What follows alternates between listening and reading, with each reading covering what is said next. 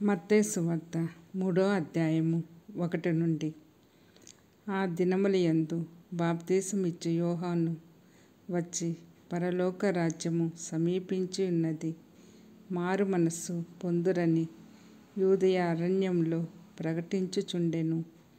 ప్రభువు మార్గము సిద్ధపరచుడి, ఆయన త్రోవలు సరాలము చేయుడని అరణ్యములో కేక వేయునొకని శబ్దము అని ప్రవక్త అయిన యెషయా ద్వారా చెప్పబడిన వాడితడే. ఈ యోహాను ఒంటె రోమముల వస్త్రమును మొల చుట్టూ తోలు దట్టియు ధరించుకొనువాడు. మిడతలను అడవి తేనెయు అతనికి ఆహారము.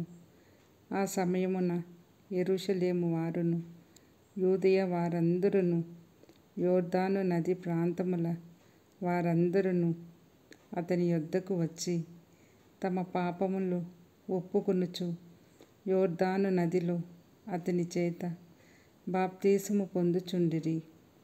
అతడు పరిసయ్యులలోను సద్దూకయ్యులలోను అనేకులు బాప్తిసము పొందవచ్చుట చూచి, సర్పసంతానమా, రాబోవు ఉగ్రతను తప్పించుకొనుటకు మీకు బుద్ధి చెప్పిన వాడెవడు? మారు మనస్సుకు తగిన ఫలము ఫలించుడి. అబ్రహాము మాకు తండ్రి అని మీలో మీరు చెప్పుకొని తలంచవద్దు. దేవుడు ఈ రాళ్ల వలన అబ్రహామునకు పిల్లలను పుట్టింపగలడని మీతో చెప్పుచున్నాను. ఇప్పుడే గొడ్డలి చెట్ల వేరున ఉంచబడి ఉన్నది గనుక మంచి ఫలము ఫలింపని ప్రతి చెట్టును నరకబడి అగ్నిలో వేయబడును.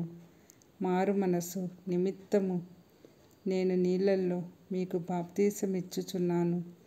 అయితే నా వెనుక వచ్చుచున్నవాడు నాకంటే శక్తిమంతుడు. ఆయన చెప్పులు మోయుటకైనను నేను పాత్రుడను కాను. ఆయన పరిశుద్ధాత్మలోను అగ్నితోను మీకు బాప్తిసమిచ్చును. ఆయన చేతిలో ఉన్నది. ఆయన తన కళ్ళమును బాగుగా శుభ్రము చేసి గోధుమలను కొట్టులో పోసి ఆరని అగ్నితో పొట్టును కాల్చివేయునని వారితో చెప్పెను. ఆ సమయమున యోహాను చేత బాప్తిసము పొందుటకు యేసు గలిలయ నుండి యొర్దాను దగ్గరనున్న అతని యొద్దకు వచ్చెను.